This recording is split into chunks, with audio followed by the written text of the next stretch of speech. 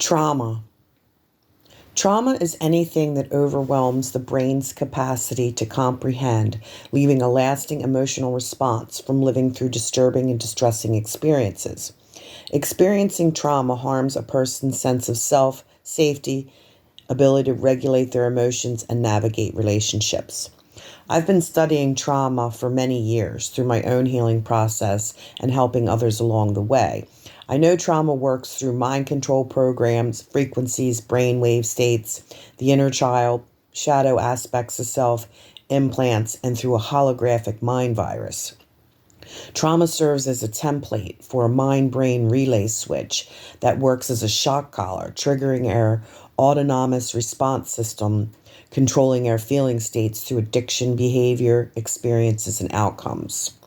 Trauma responses are also programs with templates that run in cycles and patterns based on the parameters set by the programs themselves. As we travel through space experiencing time from the linear perspective, trauma responses are automatic and experienced through things we've been conditioned to believe are normal.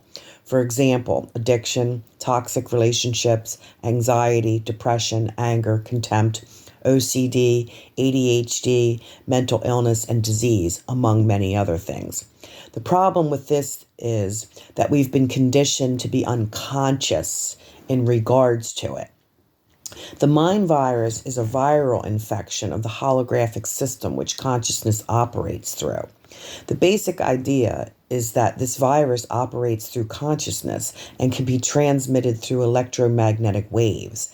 The virus contains an etheric form which can manifest as a kind of crystalline nanotech on the physical plane, and this is a form of synthetic sentience which feeds on the low-frequency bioemissions of sentient life. Human bioemissions contain energy and can act as a carrier for information and living essences. This technology requires low-frequency bioemissions because that is the nature of the design as a kind of synthetic bioweapon whereby the goal is entrainment and enslavement. As well, the specific nature of the sentient nanotechnology and the counterpart etheric holographic form is only capable of converting the low-frequency bioemissions into energy, as the higher frequency bioemissions require more energy to contain and synthesize with, and this would render the entire process of leaching energy non-productive.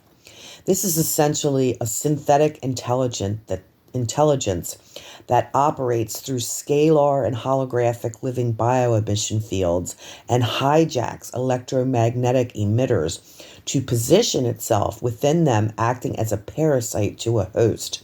This is said to have been present around this civilization for some time, waiting until there was enough technological advancement so that spreading across the entire civilization in a short amount of time before discovery would be possible.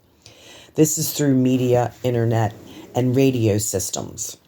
The physical counterparts are microscopic nanotechnology parasites functioning as individual units to a hive mind, similar to the mycelium of fungi in a field of myoscopy. The individual units act as parasites, serving to infest and deliver nutrients to the hive from each host.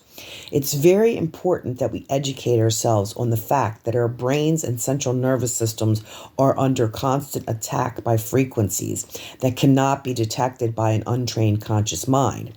We can break free from the trauma algorithms by monitoring and regulating our thoughts, emotions, and behaviors to sharpen our awareness as to when we step into deflective behaviors automatically.